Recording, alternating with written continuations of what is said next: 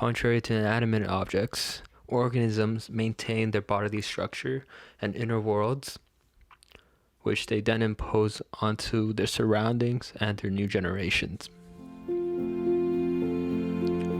So this is a video podcast. That's why I did my hair and makeup. Recently I acquired a dog. It's not my dog. I'm just taking care of her for a friend for a bit.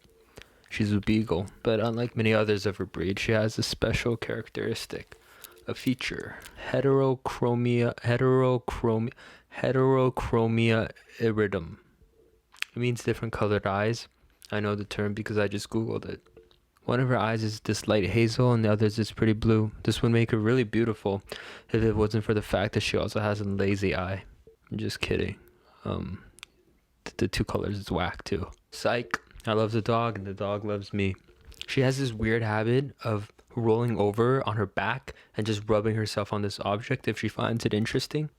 I think it's her way of asserting dominance. We went on an afternoon walk today. She found a peculiar object, and as predicted, she gave it 2.5 sniffs and proceeded to do this weird rolling thing over it, right? I didn't think too much of it. I was trying to figure out what I would eat for dinner and if I should keep making YouTube videos. So it took me just a bit too long to notice what she was rubbing herself on. My mother is 28 years older than me. That makes her born in the year of the rat. Women born in the year of the rat are described as people who love keeping things organized and place great value on the family. And outside of the home, there's someone with a sense of responsibility and ability. I can vouch for that. Life's always a mess when mom isn't around. The house ends up a lot messier, food tastes a lot blander, and there's literally nothing keeping me accountable when she's not involved. So she works very hard and cares a lot about me, and one day I hope I can give back and provide for her. So like and subscribe for my mom. Yeah, that's all to say that my mom loves me a lot and I love her a lot too. But you know what I don't love? Rats. And you know what my beagle was rubbing herself with? A rat. A decaying rat. I would have taken a video, but I was too busy throwing up. So I walked her home. I yelled for my mom. She suggested I clean her, which is, yeah, mom's smart. I put on 2 layers of gloves and I used like a whole box of baby wipes to try and disinfect her. And then, yeah, she's good now. We're cuddling again. How does the living organism avoid decay? The obvious answer is by eating, drinking, breathing, and, in case of plants, assimilating. How often do you mop the floors? Like, no BS. How often do you mop your floors? Yeah, that's what I thought. You know how often you're supposed to? TheSpruce.com says once a week. I own this very expensive chair. It's called a Steelcase Leap. If you go on their website, the retail price is like $1,800 US. I didn't pay anywhere near that much, but I still paid a dumb amount for a chair. So when I noticed that the wheels were getting kind of grimy and unsightly and just ruining the overall aesthetic of my expensive chair, I realized I had a problem. So I put on gloves, I got my wipes again, and I took the grime off a little bit. But I knew what the real problem was. My floors are nasty. So I hopped on a plane to LAX with my dream and a cardigan. The Swiffer is an incredible tool, right? Its ease of use and ability to trap and lock dirt is really impressive. The grime and mud stained piece of microfiber pad really makes you think you did something. That's until you look back down at your floor and realize it's still dirty as shit. So you grab that wet pad, you stick it on your stick, and then you just scrub a dub, and then afterwards you admire your work because you made sure to make every piece of the floor at least a little bit wet. And then you get to look at the bottom and see how much dirt you took off, and you're like, yeah, I did it. So that happened to me like 4 times. I scrubbed 4 times until there was any visible difference to the floor. I was pretty pissed. So my mom suggested that I use the old mop, the old-fashioned mop, so that I wouldn't waste the pads and like just keep doing the same thing. There's a quote about the same thing, insanity, something like that. You know it. And moms knows best.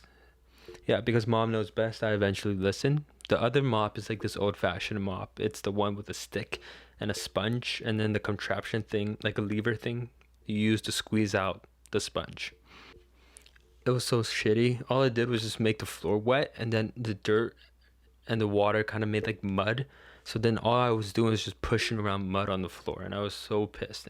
I really hated that thing because like the lever I hated. Watch.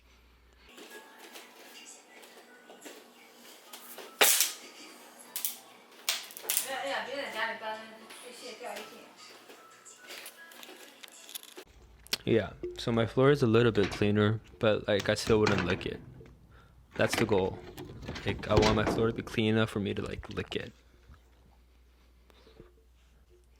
I washed my sheets today too. You're supposed to do that like once a week as well. I read somewhere. I got a lot of growing up to do. A lot of habits I should pick up. If you got a habit you want me to pick up, leave it in the comments. I'll pick it up. If I don't, I'll give you like $1 or something. Yeah, I got a bunch of stuff to do this week. School's not fun at all lately. And I think it's gonna rain all week. I hope my mood stays up. I might go camping. I don't know. I'll catch up with you later. Here's some recommendations on what you should be doing in the near future. Music. First of all, I'm going to suggest Daniel Caesar's Case Study 01. It's kind of old, but I give the album a new listen this week, and I vibed. I'm pretty sure it was designed to be listened from like top to bottom once at least, so go do that if that's not your thing. Entropy is great to just like know the vibes. And then if you want to go stupid, go crazy, it's the Frontal Lobe Music one with Pharrell. That one's pretty... if you're into impressionistic classical music, I've been listening to a song called Nocturne L.82. Search it up on Spotify, you'll find it. And then lastly, also please watch my cover of Peaches. It's not that great, but it's fun, and it only takes like a minute, and you get me a view. I love views. I haven't been able to watch movies lately, and I'm pretty upset about that. I might start doing that again, but here's my suggestion. If you haven't watched Forrest Gump yet, why not? Also, here's a hot take about movies. I think Studio Ghibli films are very overrated. I might change my mind. I've been reading David Sedaris. I don't know how you say his name, but it's been interesting so far. You can check it out. A pro tip is if you don't want to pay for books, you can just get a library card. Scrambled eggs and spinach with beans on the side is a go-to breakfast for me lately, and I'm 78% sure that that stuff's vegan. Or no, not vegan, keto. Something like that. I've also been indulging in these like chocolate almond barks at Costco. They're good. They're surprisingly good. Okay, thanks for taking the time to watch this. If you already watched it till here, let me know about it. Message me on Instagram or tweet me. Everything's in the description. Have a good week.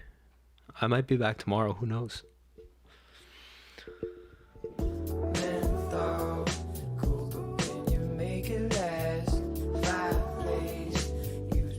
Before I